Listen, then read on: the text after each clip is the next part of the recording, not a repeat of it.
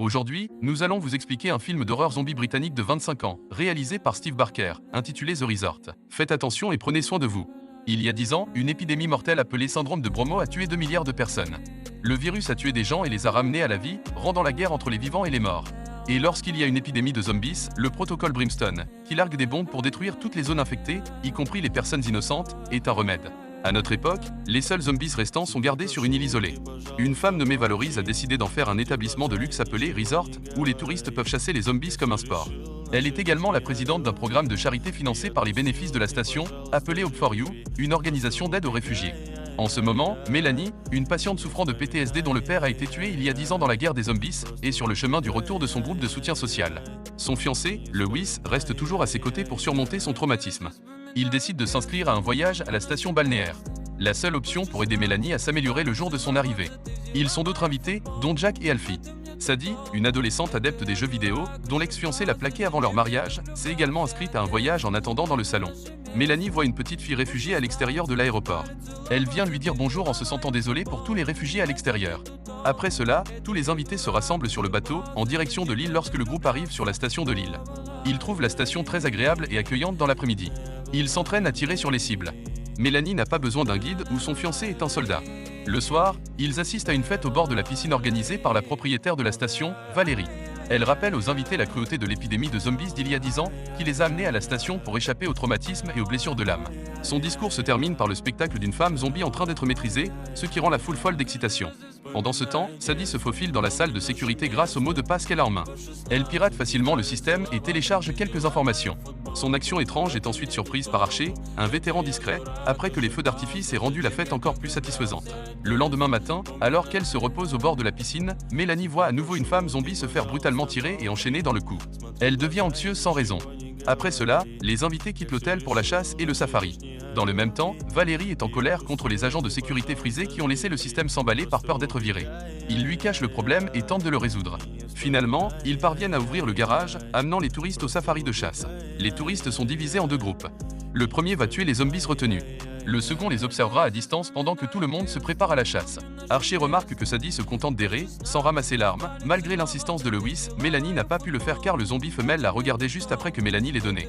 Archer surprend les autres en réalisant plusieurs tirs rapides à la tête. Pendant ce temps, Valérie et son équipe se débattent toujours avec une erreur de sécurité. À la tombée de la nuit, le guide touristique les conduit au lieu de campement pour se reposer.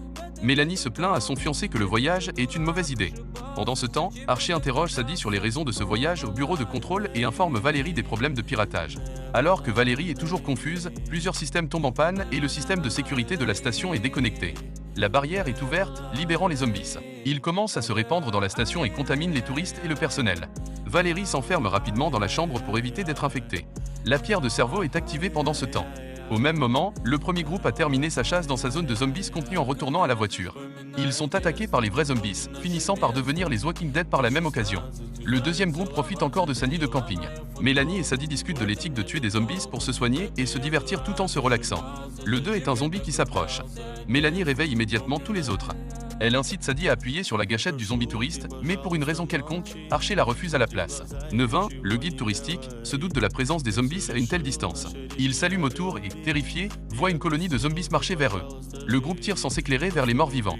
Mélanie échappe heureusement à la morsure. Grâce à Sadie. Alfie est tué alors qu'il se précipite vers la voiture. Après un moment, Archer ordonne au groupe de ne pas tirer car ils ont vaincu tous les zombies. Ils se rassemblent tous sur le toit de la voiture, restant debout toute la nuit.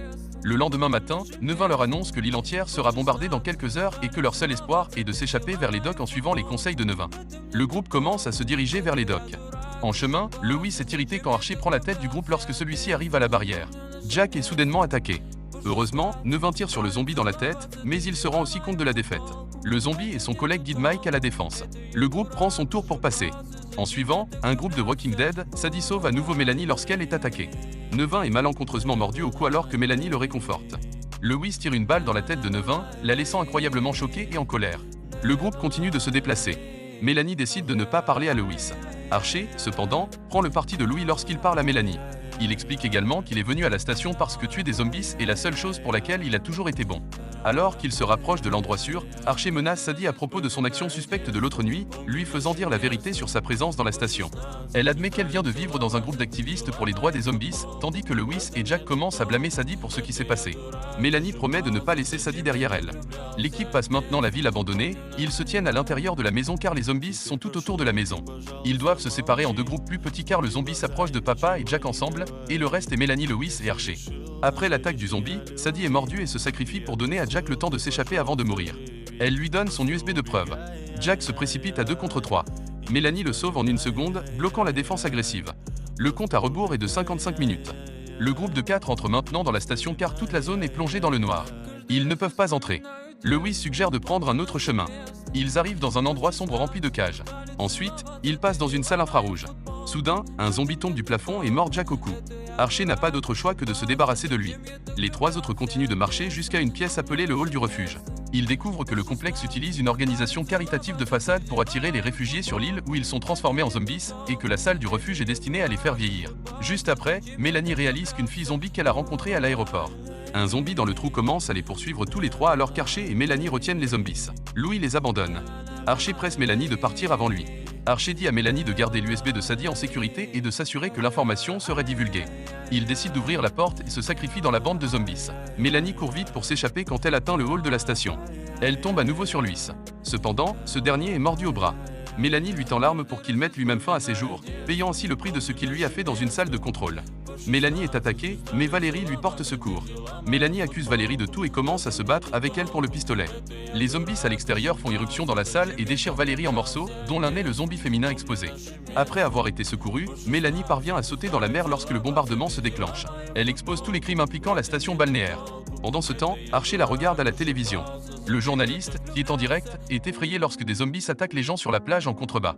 Abonnez-vous pour voir plus de vidéos comme celle-ci, et n'oubliez pas d'activer votre notification qui aide vraiment ma chaîne. Merci de regarder.